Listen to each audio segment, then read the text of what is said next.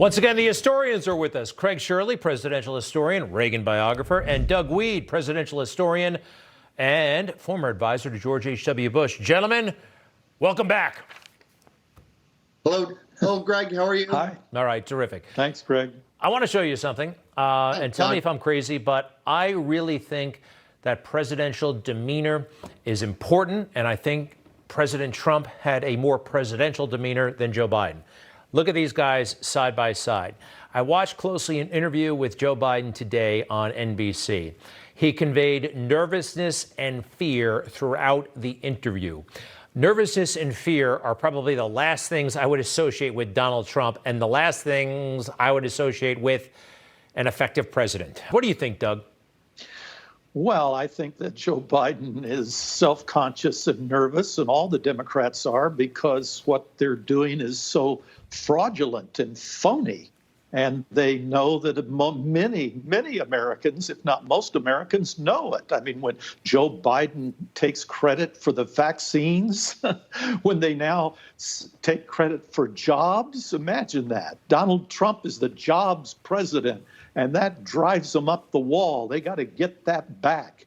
You remember when Obama and Biden took power, for the first 2 years, everything that happened, they blamed on George W. Bush. It was George's fault. We can't turn the ship of state around in just a few months. We inherited this mess. But now they're trying to take credit in the first 100 days on everything that Trump did without giving him any credit for it.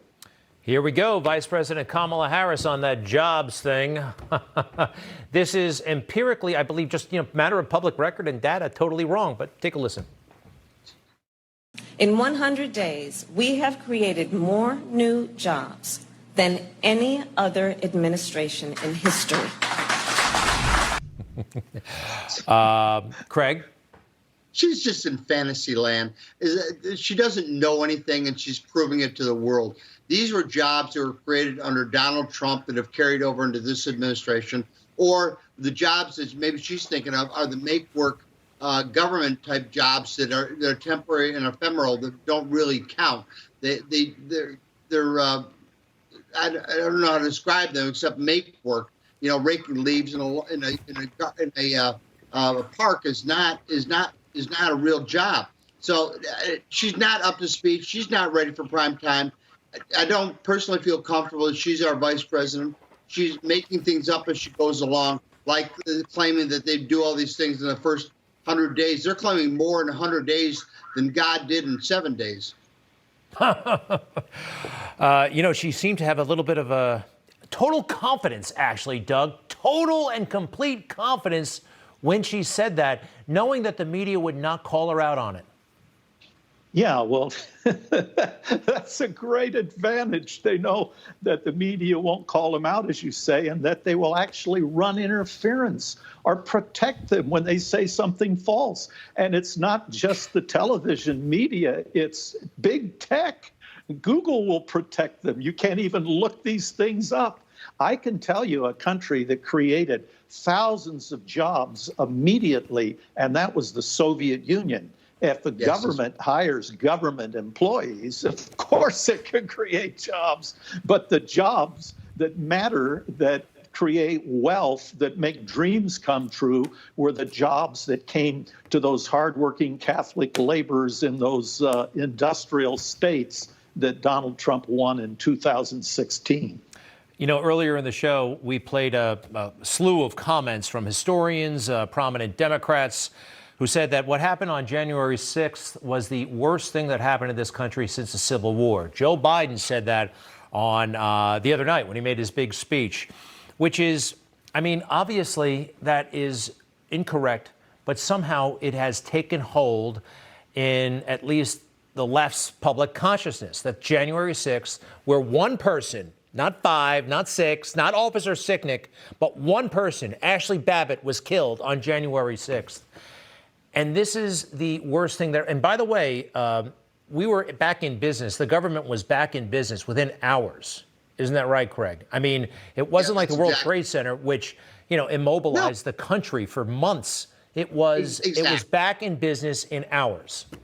Yes, it was back in business in hours. The left is trying to politicize this event to its fullest advantage for themselves. They forget the JFK's assassination, the Vietnam War, Watergate. You know, we've gone through many crises since the Civil War this pales in comparison to these many crises. World War I, World War II, the Great Depression, you name it. There are myriad crises that we've gone through that are much bigger than this minuscule event. And it's just laughable that Biden and his cohorts in the media would claim this is the worst event since the Civil War. It's just nonsense. Doug, predictions? I'll tell you what's chilling to me is the very morning that Joe Biden gives his speech to the joint session in which he's going to call for unity, he sends his FBI in to raid the residence of his political opponent's attorney. That's a scene out of Nazi Germany. I haven't seen anything like that in America in a long, long time. They've got Trump living somewhere in their brain, and they can't get rid of him. Well, they're doing everything they convinced themselves that Donald Trump was doing or wanted to believe or just lied about that Donald Trump was doing. It's kind of amazing. Thank you, gentlemen. I'm so glad you're here with us. Craig and Doug, to be continued for sure, and we'll be right back.